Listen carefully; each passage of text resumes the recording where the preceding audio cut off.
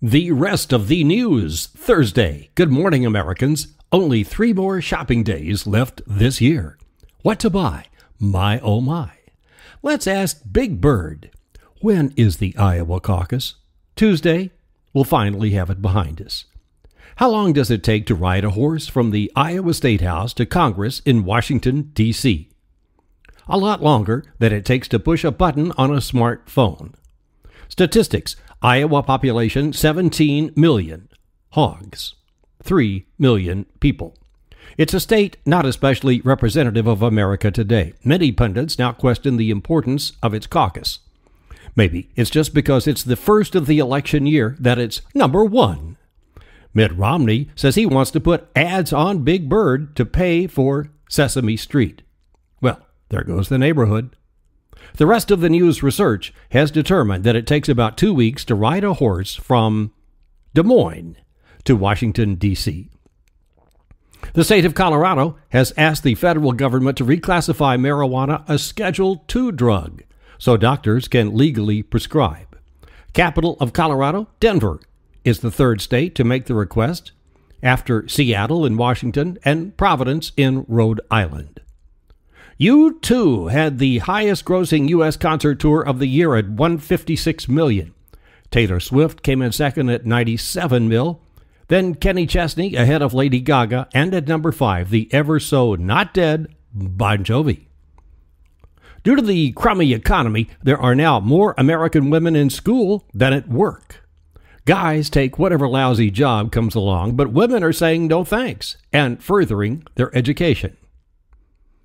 Absolutely spectacular northern lights are forecast through New Year's Eve as Earth is about to get hosed by a coronal mass ejection.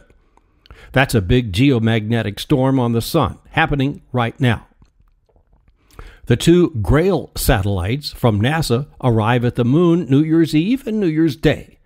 Imagine that your washing machine and dryer cost $500 million and they are in orbit around the moon.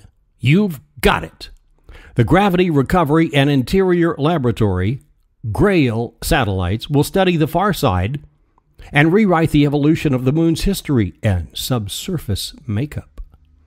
This becomes humans' 110th mission to the moon. Jonathan Prince is an athlete and activist who runs for different causes. Like a little run he took from L.A. to New Orleans for Habitat for Humanity after Katrina.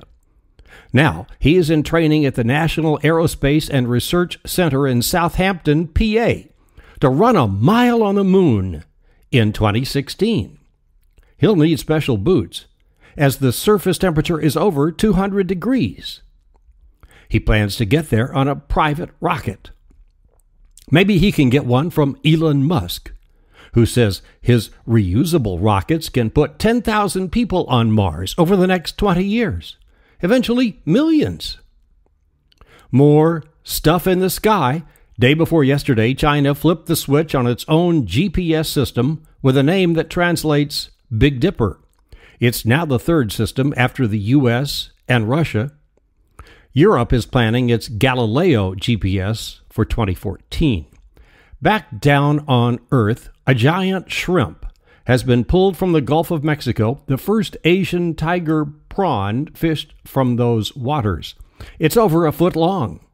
Shrimp, and threatens the existence of regular shrimp and oysters and crabs. Have you heard about those methane plumes bubbling up through the shallow waters from the Arctic seafloor off Siberia? Here's the deal. Molecule for molecule, methane traps at least 20 times the heat of carbon dioxide, causing more global warming. We're doomed. Jon Stewart's Nielsen ratings are up, now outranking Fox News for total viewers at 2.3 million to Fox 1.85. The O'Reilly factor is still ahead at 2.8 million, but going down. Comedy Central says The Daily Show is dominant in its time slot. It's number 1. Like the show. Thanks to you. Please come back tomorrow. Proving that someone other than Brian Williams can use the word spectacular in a newscast. This is Dan Earhart. The rest of the news.